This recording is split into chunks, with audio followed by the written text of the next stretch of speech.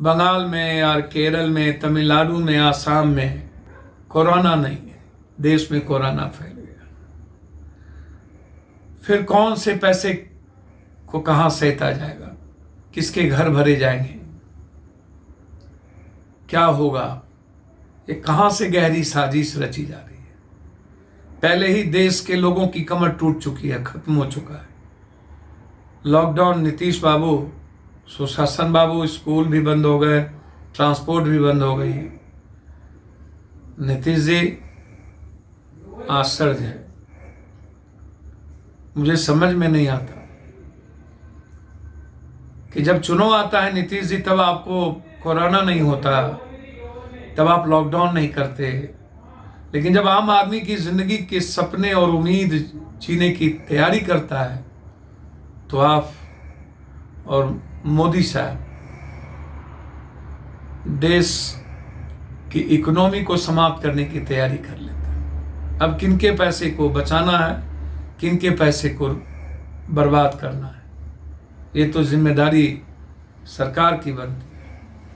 फिर कौन से सेल टैक्स और इनकम टैक्स के पैसे को कहां खपत करनी है, किस पैसे को दलों के खाते में डालने हैं और किस पैसे से किसके अमीर बनाने हैं, यह तैयारी पूरे जोरों से चल रही है। 29 तारीख के बाद शायद लॉकडाउन लगे, 29 या 2 मई के बाद। ये याद रखिएगा, भारत में जब रिजल्ट निकल जाएंगे और जब ये 0-5 से हारेंगे, तो फिर उल्टा पुल्टा काम शुरू होगा। फिर जो मन में आएगा वो करेंगे और फिर अपने तरीके से पीठ थपथपाएंगे, ताली बजवाएंगे, थाली बजवाएंगे। 1.5 साल से ऊपर हो गया, कोरोना नहीं गए, ताली थाली और महादेव और पटाखे नहीं छूटे, मोमबत्ती और लालटेन नहीं जली। उसके बाद सब कुछ मौन हो गया, रुक सा गया, थम सा गया। और फिर एक व्यवस्था बंद कर दीजिए, या नहीं तो आप एजुकेशन, कोचिंग और एजुकेशन सिस्टम को सुदृढ़ करने के लिए स्कूलों को आप सरकार पैसा दे। बच्चे की जिंदगी आप बर्बाद कर रहे, स्कूल समाप्ति की ओर है। फिर मॉल और दुकान सब कुछ समाप्त हो जाएंगे। आधी भारत की अर्थव्यवस्था वैसे ही समाप्त हो चुकी है और आप आम लोगों की जिंदगी तबाह करने में लगे हैं।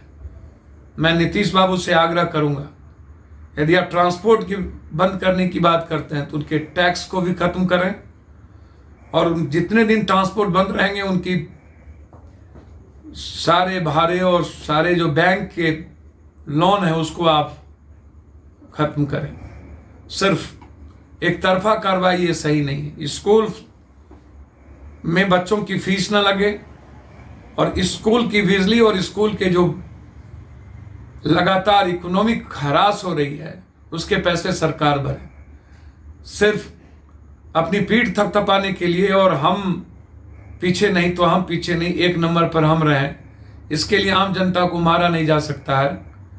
यह लॉकडाउन बिल्कुल गलत है और यह समझना पड़ेगा कि चुनाव जब होता है तो लॉकडाउन क्यों नहीं होती, जहां चुनाव होता है वहां कोरोना क्यों नहीं होता, और चुनाव के बाद फिर लॉकडाउन की तैयारी क्यों होती। इस गहरी साजिश को जनता को समझना होगा। ये मेरा आपसे आग्रह है। धन्यवाद।